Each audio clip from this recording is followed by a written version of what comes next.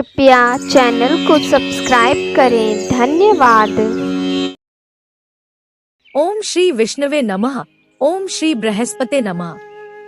मित्रों, सनातन धर्म में बृहस्पतिवार का दिन भगवान विष्णु को समर्पित होता है। कहते हैं कि जो भी व्यक्ति हर बृहस्पतिवार को भगवान विष्णु की पूजा करता है और बृहस्पति देव की कथा सुनता है, बृहस्पति देव और भगवान विष्णु जी की कृपा से उनकी सभी परेशानियां दूर हो जाती हैं।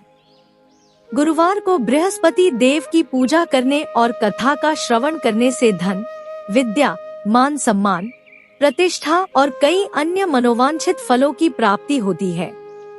तो चलिए मित्रों, प्रभु श्री लक्ष्मी नारायण जी के चरण कमलों का ध्यान करते हुए सुनते हैं आज श्री बृहस्पति देव की व्रत कथा। मित्रों, प्राचीन समय की बात है। एक नगर में प्रतापी और दानी राजा रहा करता था। वह सदा ही गरीबों, ब्राह्मणों, दीन दुखियों की सहायता करता था। पर राजा की यह बात उसकी रानी को अच्छी नहीं लगती थी। वह न तो गरीबों को दान देती, न ही भगवान का पूजन करती थी और राजा को भी दान देने से मना किया करती थी। एक दिन राजा शिकार खेलने वन को गए हुए थे तो रानी महल में अकेली रह गई।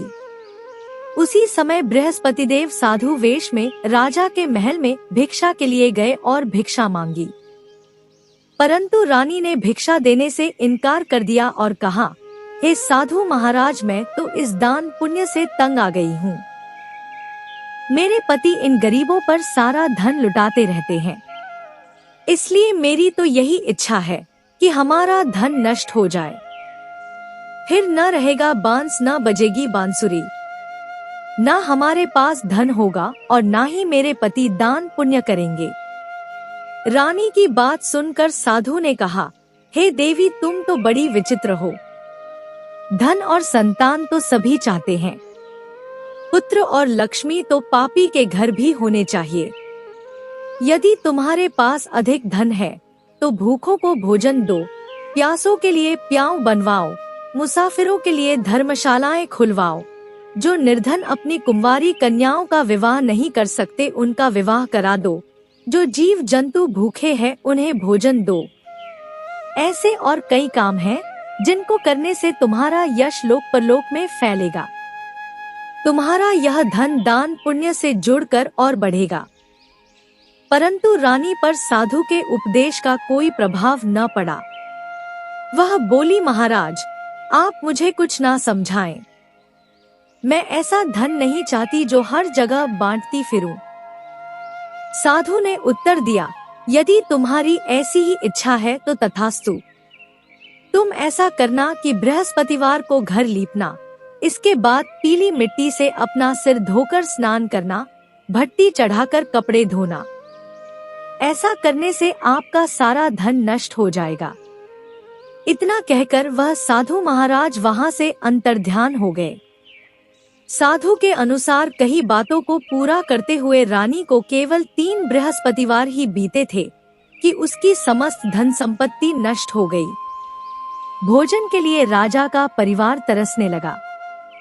तब एक दिन राजा ने रानी से बोला कि हे रानी, तुम यहीं रहो, मैं दूसरे देश को जाता हूँ, क्योंकि यहाँ पर सभी लोग मुझे जानते हैं, इसलिए मैं कोई छोटा कार्य नहीं कर सकता। ऐसा कहकर राजा परदेश चला गया। वहाँ वह जंगल से लकड़ी काट कर लाता और शहर में बेचता। इस तरह वह अपना जीवन व्यतीत करने लगा। इधर राजा के परदेश जाते ही रानी और दासी दुखी रहने लगी। एक बार जब रानी और दासी को 7 दिन तक बिना भोजन के रहना पड़ा तो रानी ने अपनी दासी से कहा, हे दासी, पास ही के नगर में मेरी बहन रहती है। वह बड़ी धनवान है। तू उसके पास जा और कुछ ले आ, ताकि थोड़ी बहुत गुजर बसर हो जाए। दासी रानी की बहन के पास गई। उस दिन गुरुवार था और रानी की बहन उस समय बृहस्पतिवार व्रत की कथा सुन रही थी। दासी ने रानी की बहन को अपनी रानी का संदेश दिया, लेकिन रानी की बड़ी बहन ने कथा और पूजा अधूरी होने के कारण कोई उत्तर नहीं दिया। जब दासी को रानी की बहन से कोई उत्तर नहीं मिला तो वह बहुत दुखी हुई और उसे क्रोध भी आया। दासी ने वापस आकर रानी को सारी बात बता दी। दासी की ये सब बातें सुनकर रानी ने खुद को और अपने भाग्य को कोसना शुरू कर दिया। उधर रानी की बहन ने सोचा कि मेरी बहन की दासी आई थी, परंतु मैं उससे नहीं बोली, इससे वह बहुत दुखी हुई होगी। कथा सुनकर और पूजन समाप्त करके वह अपनी बहन के घर आई और कहने लगी, हे बहन, मैं बृहस्पतिवार का व्रत कर रही थी। तुम्हारी दासी मेरे घर आई थी, परंतु जब तक कथा होती है तब तक न तो उठते हैं और न ही बोलते हैं, इसलिए मैं नहीं बोली। कहो दासी क्यों गई थी? रानी बोली, बहन तुमसे क्या छिपाऊं, हमारे घर में खाने तक को अनाज नहीं है। ऐसा कहते कहते रानी की आंखें भर आई। उसने दासी समेत पिछले 7 दिनों से भूखे रहने तक की बात अपनी बहन को विस्तार पूर्वक सुना दी। रानी की बहन बोली, देखो बहन, भगवान बृहस्पति देव सबकी मनोकामना को पूर्ण करते हैं। देखो, शायद तुम्हारे घर में अनाज रखा हो। पहले तो रानी को विश्वास नहीं हुआ, पर बहन के आग्रह करने पर उसने अपनी दासी को अंदर भेजा तो उसे सचमुच अनाज से भरा एक घड़ा मिल गया। यह देखकर दासी को बड़ी हैरानी हुई। दासी रानी से कहने लगी, हे रानी, जब हमको भोजन नहीं मिलता तो हम व्रत ही तो करते हैं, इसलिए क्यों न इनसे व्रत और कथा की विधि पूछ ली जाए ताकि हम भी व्रत कर सकें। तब रानी ने अपनी बहन से बृहस्पतिवार व्रत के बारे में पूछा। उसकी बहन ने बताया, बृहस्पतिवार के व्रत में चने की दाल और गुड़ से विष्णु भगवान और केले की जड़ में पूजन करें तथा दीपक जलाएं, व्रत कथा सुने और पीला भोजन ही करें। इससे बृहस्पति देव प्रसन्न होते हैं। व्रत और पूजन विधि बताकर रानी की बहन अपने घर को लौट गई। 7 दिन के बाद जब गुरुवार आया तो रानी और दासी ने व्रत रखा। घुड़साल में जाकर चना और गुड़ लेकर आईं। फिर उससे केले की जड़ तथा विष्णु भगवान का पूजन किया। अब पीला भोजन कहाँ से आए, इस बात को लेकर दोनों बहुत दुखी थे। चूंकि उन्होंने व्रत रखा था, इसलिए बृहस्पति देव उनसे प्रसन्न थे। इसलिए वे एक साधारण व्यक्ति का रूप धारण कर 2 थालों में सुंदर पीला भोजन दासी को दे गए। भोजन पाकर दासी प्रसन्न हुई और फिर रानी के साथ मिलकर भोजन ग्रहण किया। उसके बाद वे सभी गुरुवार को व्रत और पूजन करने लगी। बृहस्पति भगवान की कृपा से उनके पास फिर से धन संपत्ति आ गई, परंतु रानी फिर से पहले की तरह आलस्य करने लगी। तब दासी बोली, देखो रानी, तुम पहले भी इस प्रकार आलस्य करती थी, तुम्हें धन रखने में कष्ट होता था, इस कारण तुम्हारा सभी धन नष्ट हो गया था, और अब जब भगवान बृहस्पति की कृपा से धन मिला है तो तुम्हें फिर से आलस्य होता है। रानी को समझाते हुए दासी कहती है कि बड़ी मुसीबतों के बाद हमने यह धन पाया है, इसलिए हमें दान पुण्य करना चाहिए, भूखे मनुष्यों को भोजन कराना चाहिए और धन को शुभ कार्यों में खर्च करना चाहिए, जिससे तुम्हारे कुल का यश बढ़ेगा, स्वर्ग की प्राप्ति होगी और पितृ प्रसन्न होंगे। दासी की बात मानकर रानी अपना धन शुभ कार्यों में खर्च करने लगी, जिससे पूरे नगर में उसका यश फैलने लगा। इधर एक दिन राजा दुखी होकर जंगल में एक पेड़ के नीचे आसन जमाकर बैठ गया। वह अपनी दशा को याद करके व्याकुल होने लगा। बृहस्पतिवार का दिन था। एकाएक उसने देखा कि निर्जन वन में एक साधु प्रकट हुए। वह साधु वेश में स्वयं बृहस्पति देवता थे। लकड़हारे के सामने आकर बोले, हे लकड़हारे, इस सुनसान जंगल में तू चिंता मग्न क्यों बैठा है? लकड़हारे ने दोनों हाथ जोड़कर प्रणाम किया और उत्तर दिया, महात्मा जी, आप सब कुछ जानते हैं, मैं क्या कहूँ। यह कहकर रोने लगा और साधु को अपनी आत्मकथा सुनाई। महात्मा जी ने कहा, तुम्हारी स्त्री ने बृहस्पति के दिन बृहस्पति भगवान का निरादर किया है, जिसके कारण रुष्ट होकर उन्होंने तुम्हारी यह दशा कर दी। अब तुम चिंता को दूर करके मेरे कहने पर चलो तो तुम्हारे सब कष्ट दूर हो जाएंगे और भगवान पहले से भी अधिक संपत्ति देंगे। तुम बृहस्पति के दिन कथा किया करो। 2 पैसे के चने और गुड़ लाकर उसका प्रसाद बनाओ और शुद्ध जल से लोटे में शक्कर मिलाकर अमृत तैयार करो। कथा के पश्चात अपने सारे परिवार और सुनने वाले प्रेमियों में अमृत व प्रसाद बांटकर आप भी ग्रहण करो। ऐसा करने से भगवान तुम्हारी सब मनोकामनाएं पूरी करेंगे। साधु के ऐसे वचन सुनकर लकड़हारा बोला, हे प्रभु, मुझे लकड़ी बेचकर इतना पैसा नहीं मिलता जिससे भोजन के उपरांत कुछ बचा सकूं। मैंने कई रात्रि स्वप्न में अपनी स्त्री को व्याकुल देखा है। मेरे पास कुछ भी नहीं जिससे मैं उसकी खबर मंगा सकूं। साधु ने कहा, है लकड़हारे, तुम किसी बात की चिंता मत करो। बृहस्पति के दिन तुम रोजाना की तरह लकड़ियां लेकर शहर को जाओ। तुमको रोज से दुगुना धन प्राप्त होगा, जिससे तुम भली भांति भोजन कर लोगे तथा बृहस्पति देव की पूजा का सामान भी आ जाएगा। इतना कहकर साधु अंतर्ध्यान हो गए। धीरे धीरे समय व्यतीत होने पर फिर वही बृहस्पतिवार का दिन आया। लकड़हारा जंगल से लकड़ी काटकर किसी शहर में बेचने गया। उसे उस दिन और दिनों से अधिक पैसा मिला। राजा ने चना गुड़ आदि लाकर गुरुवार का व्रत किया। उस दिन से उसके सभी क्लेश दूर हुए, परंतु जब दोबारा गुरुवार का दिन आया तो राजा बृहस्पतिवार का व्रत करना भूल गया। इस कारण बृहस्पति भगवान नाराज हो गए। उस दिन उस नगर के राजा ने विशाल यज्ञ का आयोजन किया तथा शहर में यह घोषणा करा दी कि कोई भी मनुष्य अपने घर में भोजन न बनाए, न आग जलाए, समस्त जनता मेरे यहाँ भोजन करने आए। इस आज्ञा को जो न मानेगा उसे फांसी की सजा दी जाएगी। इस तरह की घोषणा संपूर्ण नगर में करवा दी गई।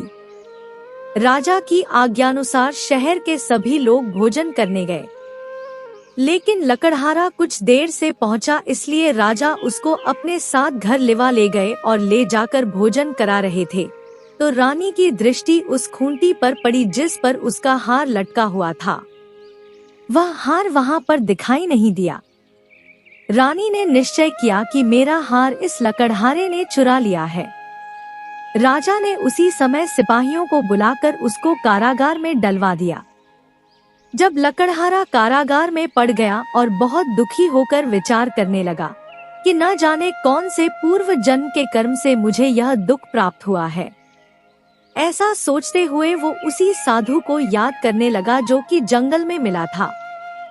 उसी समय तत्काल बृहस्पति देव साधु के रूप में प्रकट हुए और उसकी दशा को देखकर कहने लगे, अरे मूर्ख, तूने बृहस्पति देव की कथा नहीं करी, इस कारण तुझे दुख प्राप्त हुआ है।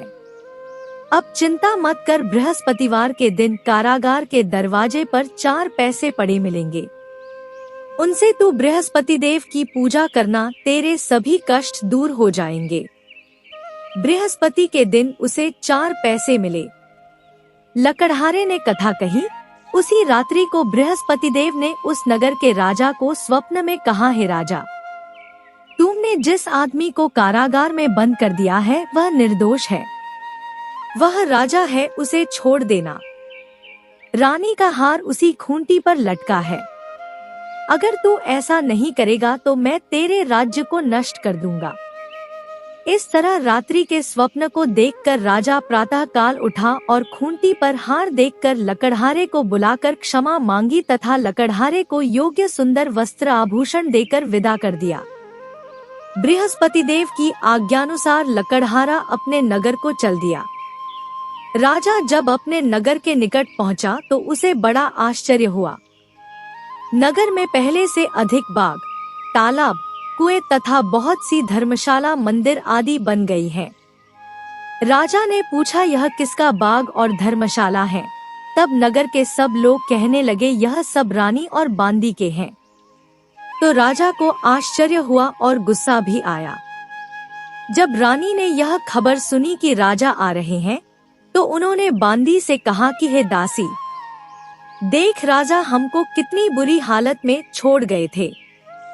हमारी ऐसी हालत देखकर वह लौट न जाए, इसलिए तू दरवाजे पर खड़ी हो जा। आज्ञानुसार दासी दरवाजे पर खड़ी हो गई। राजा आए तो उन्हें अपने साथ लिवा लाई। तब राजा ने क्रोध करके अपनी रानी से पूछा कि यह धन तुम्हें कैसे प्राप्त हुआ है।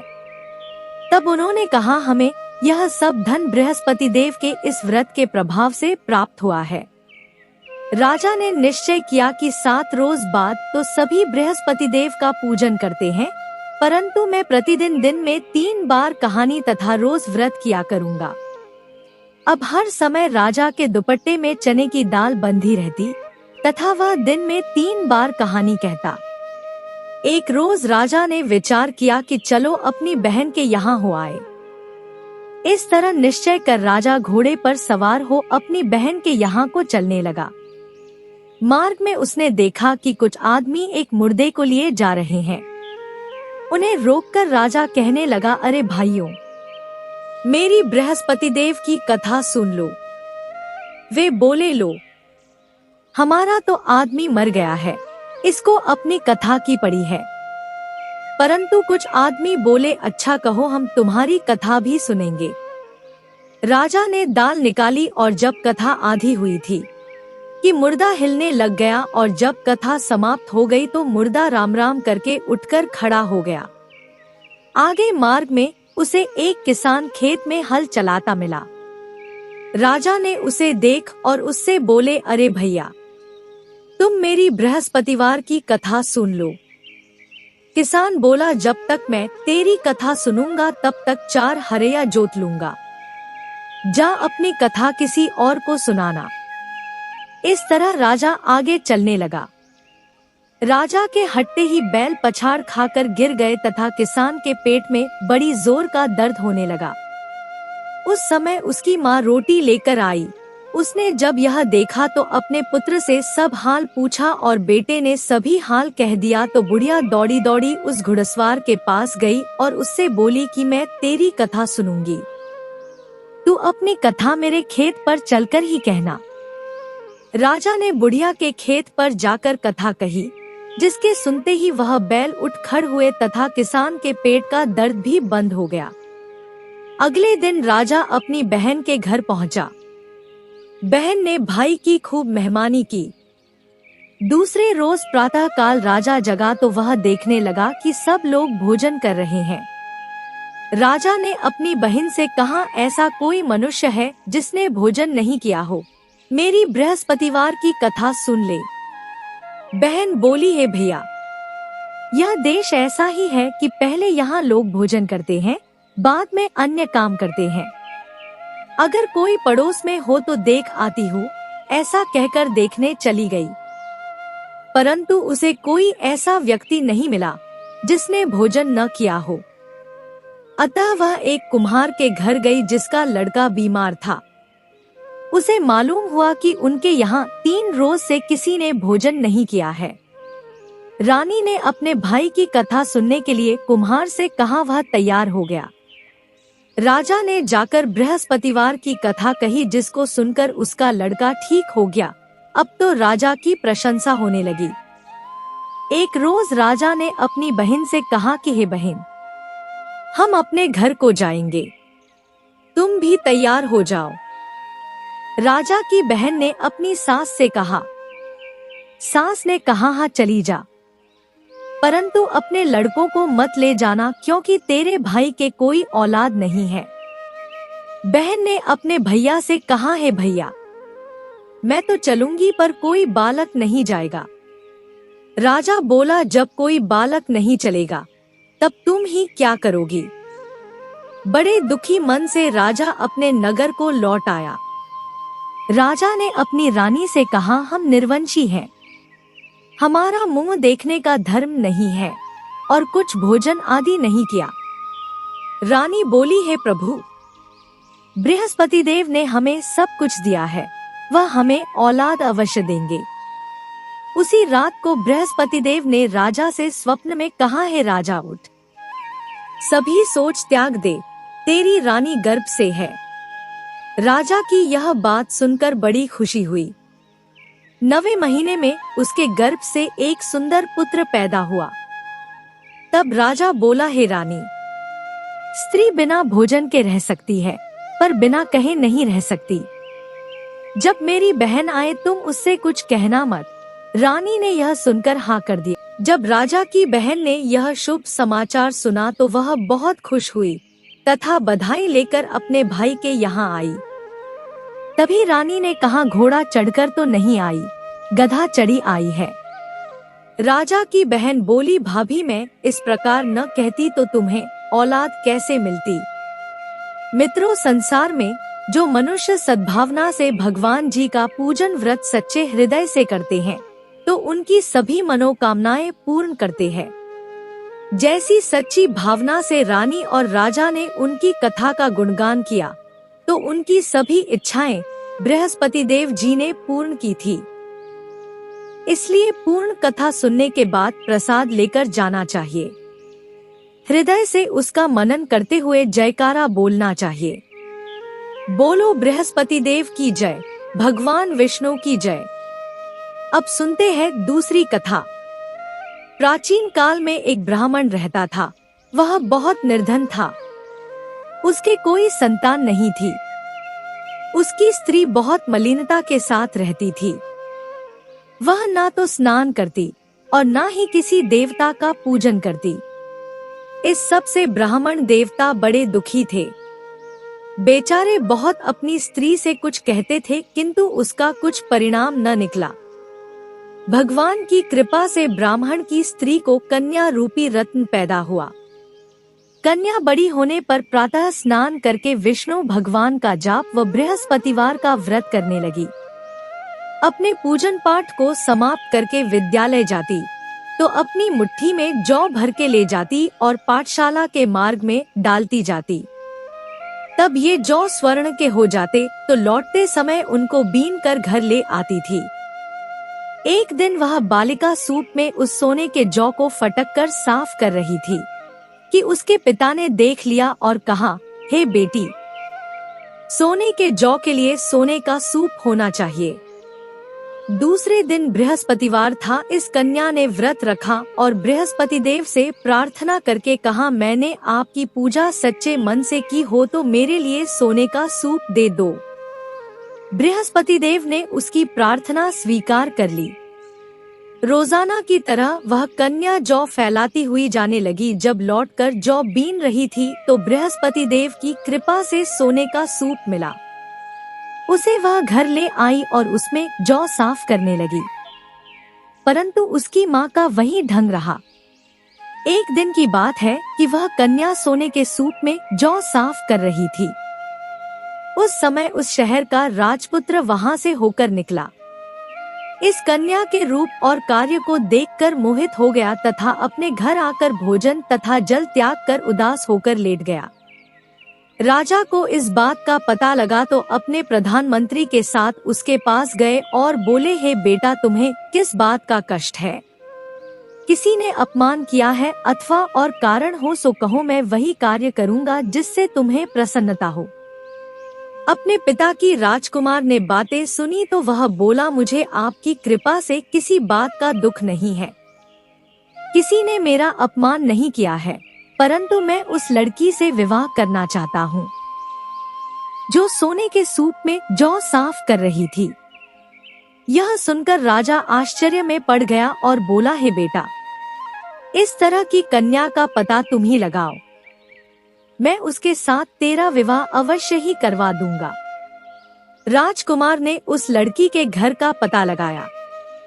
तब मंत्री उस लड़की के घर गए और ब्राह्मण देवता को सभी हाल बतलाया।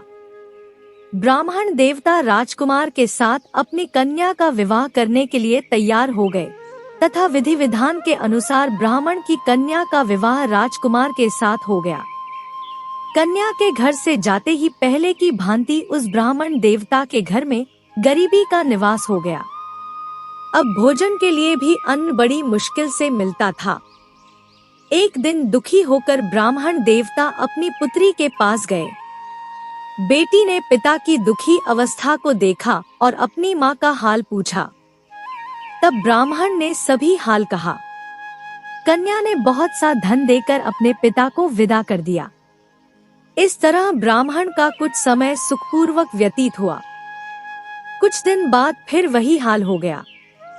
ब्राह्मण फिर अपनी कन्या के यहाँ गया और सारा हाल कहा तो उसकी लड़की बोली, हे पिताजी, आप माताजी को यहाँ पर लेकर आओ। मैं उसे विधि बता दूंगी जिससे आपकी गरीबी दूर हो जाएगी। वह ब्राह्मण देवता अपनी स्त्री को साथ लेकर बेटी के घर पहुँचे तो बेटी अपनी माँ को समझाने लगी, हे माँ, तुम प्रातः काल प्रथम स्नानादि करके विष्णु भगवान का पूजन करो और दिन में बृहस्पति देव का व्रत रखो। ऐसा करोगी तो तुम्हारी सब दरिद्रता दूर हो जाएगी। परंतु उसकी माँ ने एक भी बात नहीं मानी और प्रातः काल उठकर अपनी पुत्री के बच्चों की जूठन को खा लिया। इससे उसकी पुत्री को भी बहुत गुस्सा आया और रात को कोठरी से सारा सामान निकालकर अपनी माँ को उसमें बंद कर दिया। प्रातः काल उसे कोठरी से निकाला तथा स्नानादि करा के पाठ करवाया तो उसकी माँ की बुद्धि ठीक हो गई और फिर उसकी माँ प्रत्येक बृहस्पतिवार को व्रत रखने लगी।